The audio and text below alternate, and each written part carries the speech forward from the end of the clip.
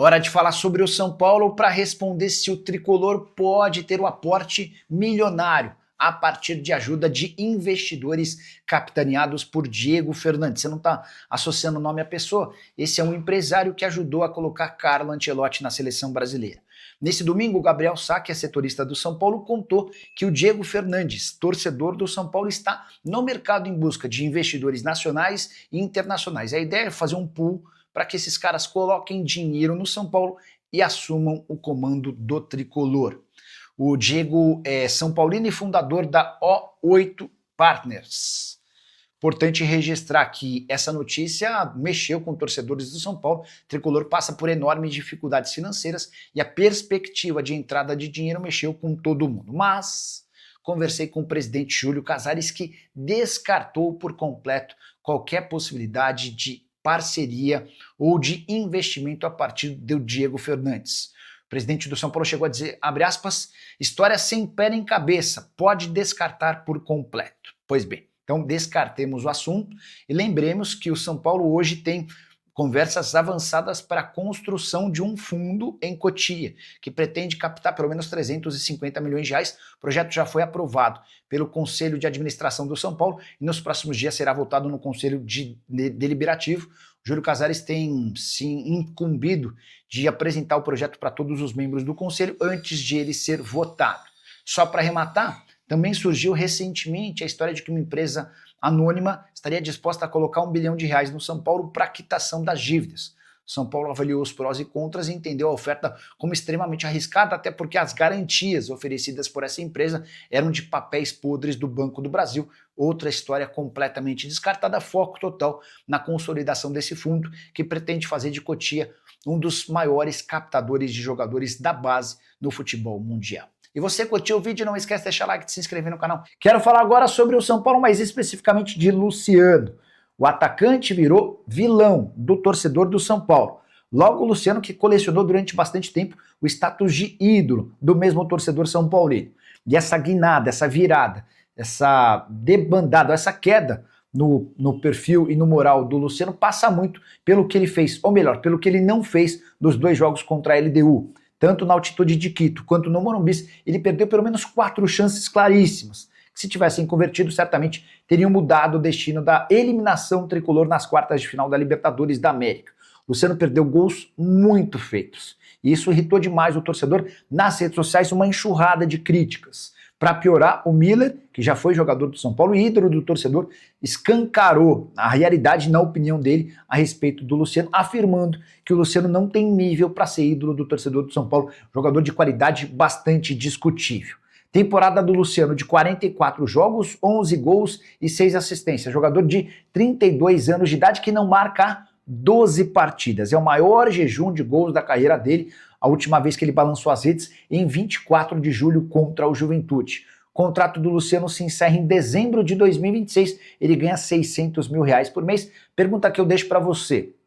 Em caso de boa proposta, você venderia o Luciano? Sim ou não? Já usa o espaço para comentário e registra a sua opinião. Vale a lembrança de que o Luciano foi alvo do Damaq, da Arábia Saudita, mas optou por permanecer no tricolor. Jean Gomes Borante Nicola.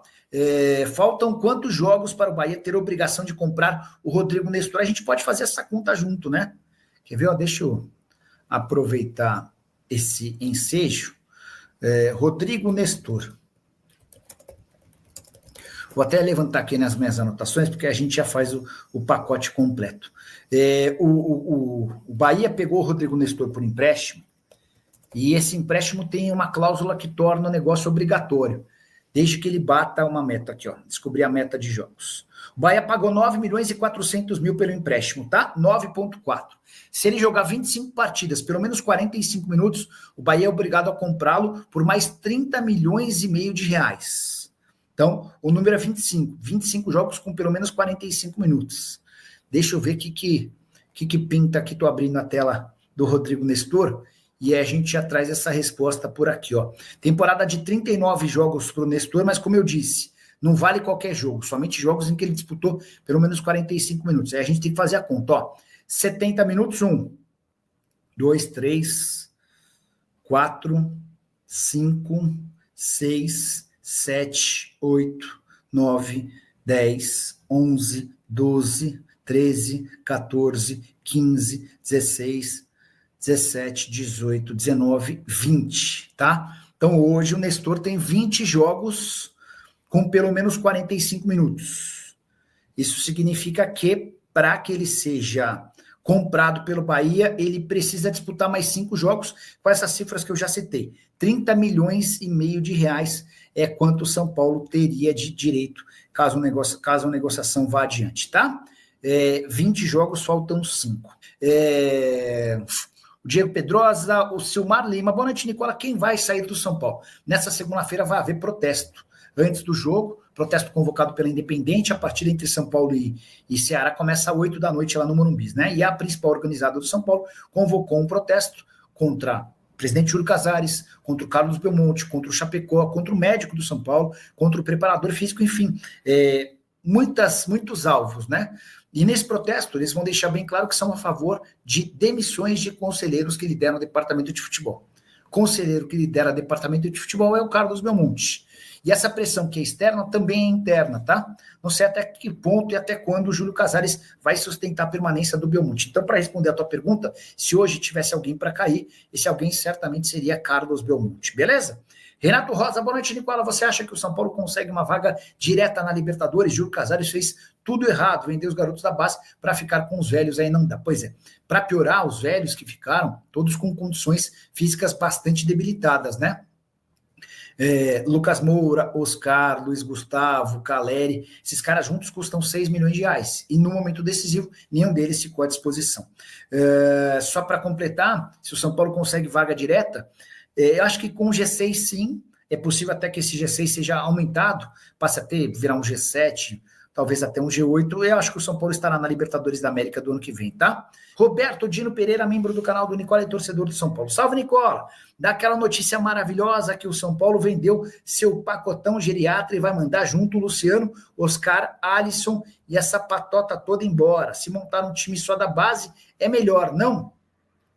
Qualquer radicalismo é ruim, você abrir mão de todo mundo não seria das soluções mais interessantes.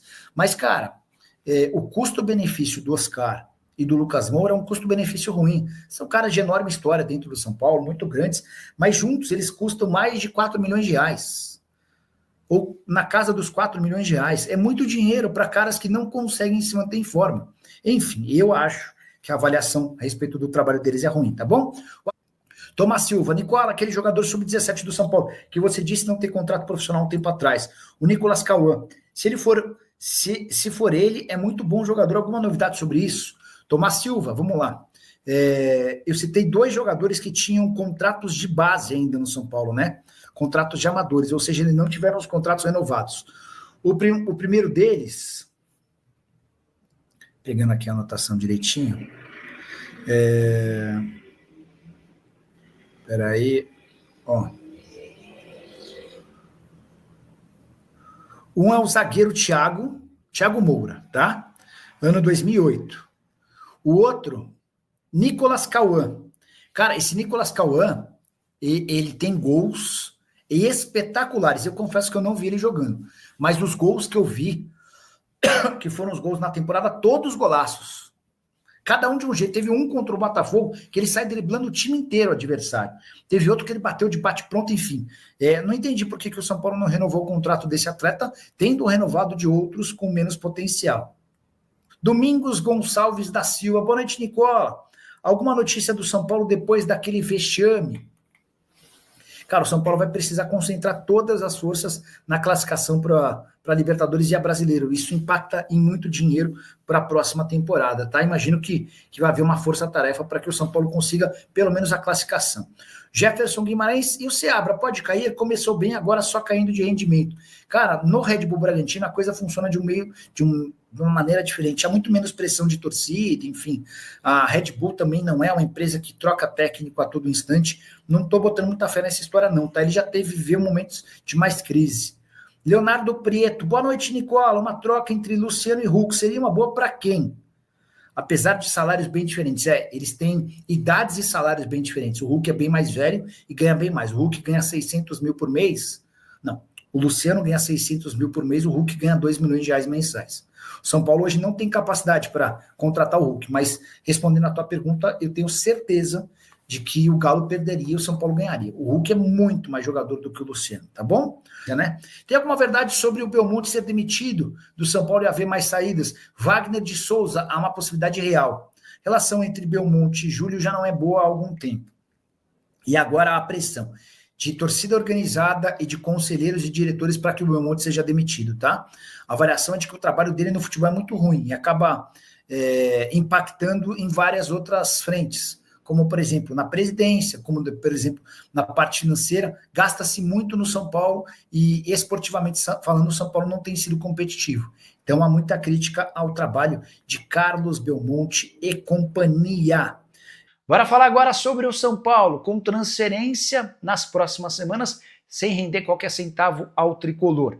Goleiro Leandro, formado na base do São Paulo e que em 2022 chamou demais atenção com um gol de falta, assim como o Rogério Ceni está de saída do clube. O contrato se encerra em dezembro, hoje ele é a terceira opção no gol. Rafael é titular, Yang é reserva e ele é a terceira alternativa. O contrato acaba em dezembro e o São Paulo também nem demonstrou muito interesse em renovar esse vínculo. Diante desse cenário, Leandro já começou a escutar propostas, só 20 anos de idade, completa 21 agora no mês de novembro. E entre as maiores alternativas está jogar em um clube pequeno de Portugal. São dois os interessados, as tratativas já estão em andamento e o Leandro precisa entrar em campo. Ele não joga desde a Copa São Paulo de Juniores, ou seja, seu último jogo em 16 de janeiro do ano passado.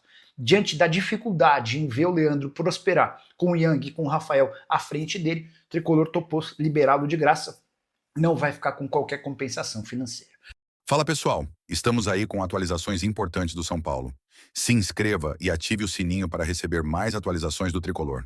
Deixe seu like que é muito importante para o crescimento do canal. Utilize o espaço aqui embaixo para registrar sua opinião. Ficamos por aqui com mais esse giro de notícias. Um abraço e até o próximo vídeo.